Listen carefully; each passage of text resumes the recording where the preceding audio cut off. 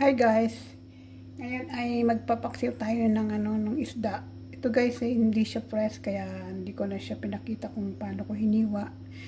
Ano na siya yung galing sa fridge. Kaya ganyan. Lalagay natin guys na ipapaksiw muna natin siya bago ilagay natin guys itong binabad kong mga sili na may suka at bawang. Lagyan natin yan para papaksiw muna natin siya guys. Lagyan natin siya ng luya at sibuyas. Yan. Tapos lagyan natin ng konting vinegar, apple cider. Igagataan natin siya guys, lalagyan natin siya ng gulay pero ipapaksiw ko muna siya. Ayan.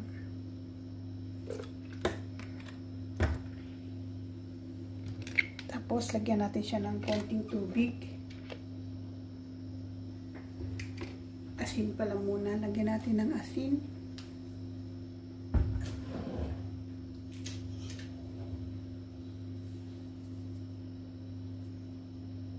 Yan, lagyan natin to guys ng asin. Tapos lagyan natin siya ng konting tubig para siya ang magluluto sa sa isda. Yan, konti lang guys. Tapos syempre takpan na natin at saka natin pakuluan. Yan. Pagka kumukulo na siya guys, ihina natin ang apoy, hayaan siyang maluto sa yan, sa suka.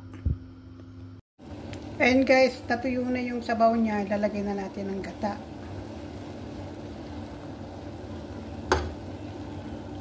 Yan. Natiim na yung niya. Ilagay na natin ang gata. Saka ang gulay.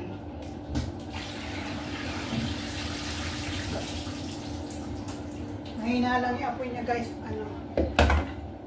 Kasi napabayaan ko pala, nakalimutan ko, nanonood ako ng Ilagay na natin ang pechay. Tapos sili. Siling mahaba. Yan.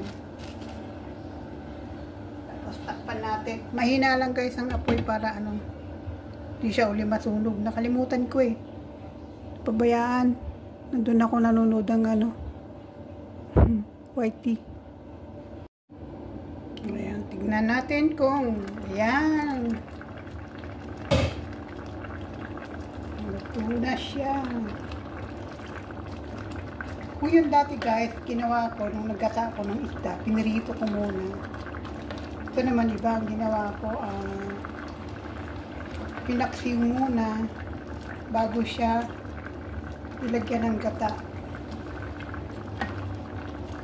Tignan natin kung ano yung lasa.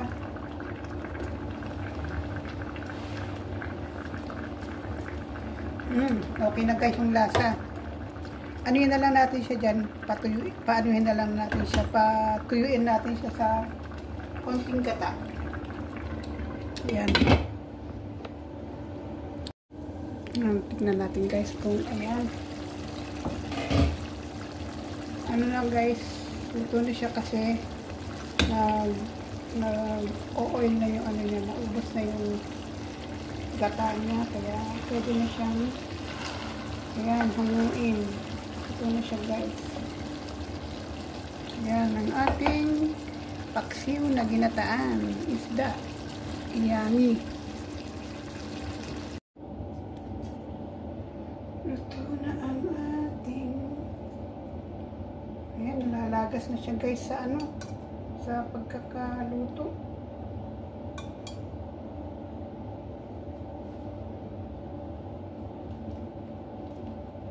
Ayan o, naano na siya o.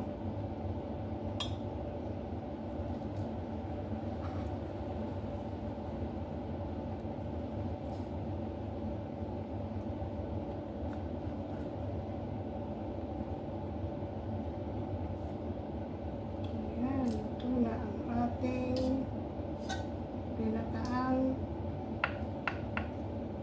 isda.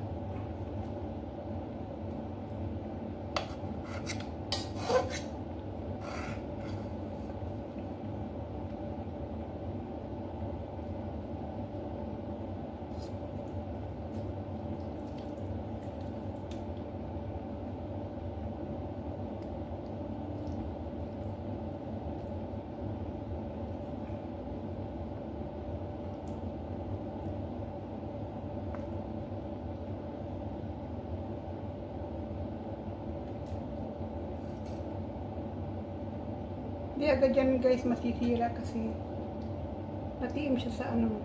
Ubus na nga yung sabaw niya.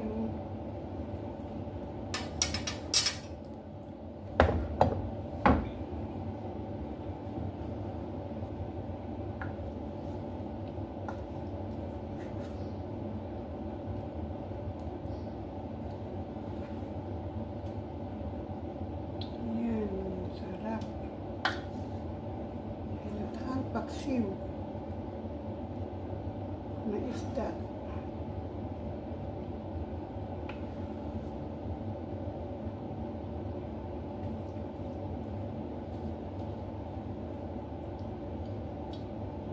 Ibigan ko yung kaibigan ko dito, saka yung mga